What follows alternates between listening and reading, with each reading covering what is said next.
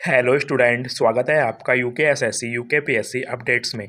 आज हम बात करने वाले हैं पुलिस कांस्टेबल कट ऑफ कितनी रहने वाली है। बहुत से स्टूडेंट परेशान हैं क्योंकि आयोग ने पुलिस कांस्टेबल का एग्ज़ाम इस लेवल का बना दिया है कि जो कि पुलिस कांस्टेबल एग्ज़ाम लेवल से थोड़ा बाहर लेवल का है।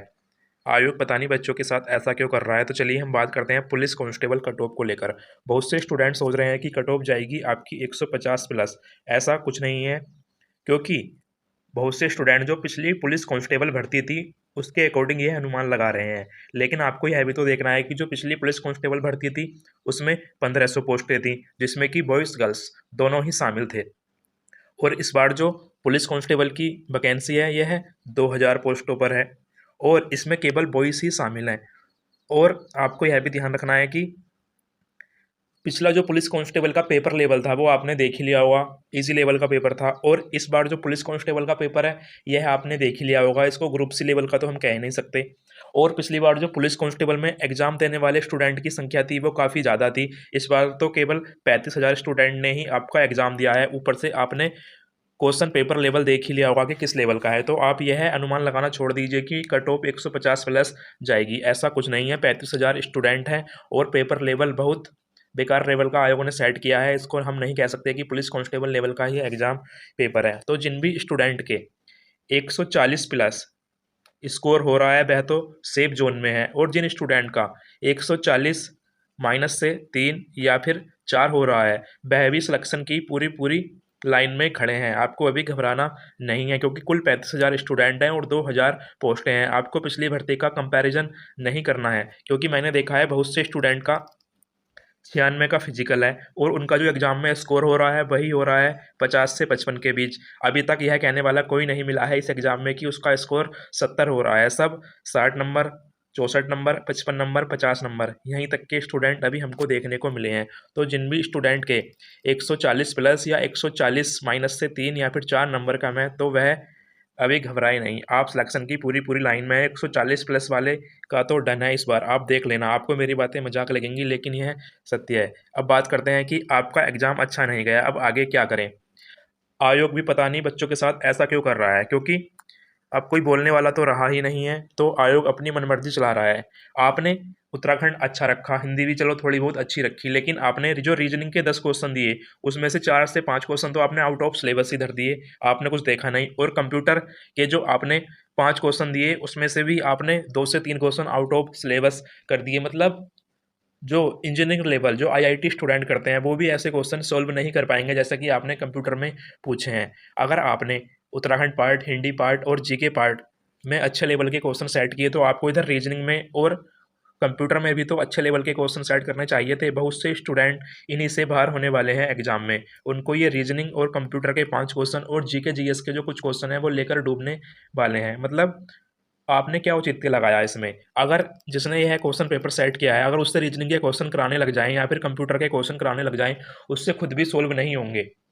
तो आयोग को देखना चाहिए कि पुलिस कांस्टेबल का आप एग्जाम करा रहे हैं, ना कि आप यूपीएससी लेवल का एग्जाम करा रहे हैं। एक क्वेश्चन हिस्ट्री में तो इतने खतरनाक लेवल का रख दिया जो वो मिलान करने के लिए पूछा था, सबसे प्राचीन स्थल। अरे वो आईएएस लेवल में पूछा जाता है, उसमें भी नहीं पूछा जाता इतना डीप क्वेश्चन जितना कि आपने पूछ लिया है। और कंप्यूटर में आपने इतना डीप क्वेश्चन पूछ लिया है। तो स्टूडेंट अब आपको आगे क्या करना है, आपको अपने अगले एग्जाम की तैयारी करनी है, जिनका भी लेखपाल बीडीओ पटवारी का एग्जाम है। आज से मात्र 48 दिन शेष रह गए हैं, तो आपको उसकी तैयारी में अच्छे से लग जाना है। अब पुलिस कांस्टेबल का पेपर आयोग ने ऐसा बनाया है तो पता नहीं पटवारी लेखपाल का पेपर किस लेवल का बना दे। ये तो यूपीएससी को भी पीछे छोड़ रहा है क्वेश्चन पेपर सेट करने में। मतलब यार ऐसा तो कोई क्वेश्चन बनाओ ना जो कि स्टूडेंट के काम आए। आप पता नहीं फालतू के क्वेश्चन बनाए जा रहे हो। और रीजनिंग, आपने जो रीजनिंग का सिलेबस दिया है उससे क्वेश्चन बनाओ ना। आप पता नहीं रीजनिंग को तोड़ मोड़ के पता नहीं अपनी तरफ से ही क्वेश्चन क्रिएट करे जा रहे हो। ऐसे क्वेश्चन बनाए हैं कि आपको किसी बुक्स में वो कहीं भी देखने को नहीं मिलेंगे, ना ही उनकी ट्रिक्स आपको कहीं देखने को मिलेगी। तो आपको अब नेक्स्ट एग्जाम में लग जाना है। कट ऑफ की चिंता नहीं करनी है, रिजल्ट आएगा अभी, तब आपको देख लेना है एग्जाम में आपका कम स्कोर क्यों हो रहा है। बहुत से स्टूडेंट पढ़ते तो बहुत हैं लेकिन उनका एग्जाम में स्कोर नहीं बढ़ पाता। ऐसा क्यों? क्योंकि फर्स्ट बात, स्टूडेंट पढ़ते हैं लेकिन सिलेबस अकॉर्डिंग पढ़ते ही नहीं है, उनका सिलेबस ही कभी पूरा नहीं होता। बहुत से स्टूडेंट पुलिस कांस्टेबल में 60% ऐसे हैं उनका सिलेबस ही कंप्लीट नहीं है। उनको ये भी नहीं पता कि हमारे सिलेबस में दिया क्या है और टॉपिक्स क्या हैं। बस परीक्षा वाणी बीएस ने की, लुसेंट उठाई और पढ़ने बैठ गए। जहाँ से जो मन करा वो पढ़ने बैठ गए, कोई टॉपिक वीक है तो उसको पढ़ने बैठ गए। ऐसा नहीं होता, आपको सब्जेक्ट वाइज सिलेबस अकॉर्डिंग तैयारी करनी होती है। दूसरा, आप तैयारी तो कर लेते हैं लेकिन आप एग्ज़ाम देने की प्रैक्टिस ही नहीं कर पाते। आप वो एग्ज़ाम का प्रेशर जो होता है उसको पहले से ही हैंडल नहीं कर पाते, क्योंकि आप प्रैक्टिस सेट नहीं लगाते। अगर लगाते हैं तो मॉक टेस्ट जो ऑनलाइन होते हैं, जो भी ऑफलाइन एग्ज़ाम होते हैं, उनके लिए आपको मॉक टेस्ट नहीं लगाने चाहिए। केवल आपको प्रैक्टिस सेट लगाने चाहिए जो कि पीडीएफ फॉर्मेट में होते हैं एग्ज़ाम की तरह। ऑनलाइन मॉक टेस्ट से आपका कुछ नहीं होता, ना ही वह एग्ज़ाम पैटर्न के अकॉर्डिंग मॉक टेस्ट में क्वेश्चन पेपर सेट हो पाता है। क्वेश्चन पेपर केवल पीडीएफ फॉर्मेट जो प्रैक्टिस सेट होते हैं उसमें सेट हो पाता है। आपको सबसे पहले सिलेबस कवर करना होता है टॉपिक वाइज और सब्जेक्ट वाइज। उसके बाद आपको प्रैक्टिस सेट लगाने होते हैं। प्रैक्टिस सेट से क्या होता है, आप सिलेबस कवर करते हो, कुछ क्वेश्चन आपके जो सिलेबस में कवर नहीं होते वह आपके प्रैक्टिस सेट में कवर हो जाते हैं। तो आपको सबसे पहले अपना सिलेबस कवर करना है, फिर आपको प्रैक्टिस सेट लगाने हैं। फिर एग्ज़ाम से 1 मंथ्स पहले आपको 2 बार सिलेबस का रिवीजन करना है अच्छे से, और आपको पीवाईक्यू प्रैक्टिस सेट लगाने हैं जो कि प्रैक्टिस सेट से अलग होते हैं। ओनली पीवाईक्यू आपको देखने हैं और उसकी प्रैक्टिस करनी है। एग्ज़ाम से पहले आपका सिलेबस रिवीजन 2 बार हो जाना चाहिए अच्छे से। आपको अपनी अब कमी देखनी है कि आपने कहाँ पर कमी की, क्योंकि बहुत से स्टूडेंट से रीजनिंग सोल्व नहीं हो पाई, कंप्यूटर के क्वेश्चन सोल्व नहीं हो पाए, यहाँ तक कि जो बेसिक उत्तराखंड और हिंदी के क्वेश्चन थे वह भी आप एग्जाम प्रेशर में गलत कराए। यह जो बेसिक आते हुए क्वेश्चन गलत होते हैं, यह बहुत बड़ा नुकसान होता है सिलेक्शन के लिए। अब बहुत से स्टूडेंट पुलिस कांस्टेबल में 1 नंबर, 2 नंबर, 3 नंबर से रह जाएंगे। ऐसा क्यों? क्योंकि उनके बेसिक क्वेश्चन गलत हो जाएंगे।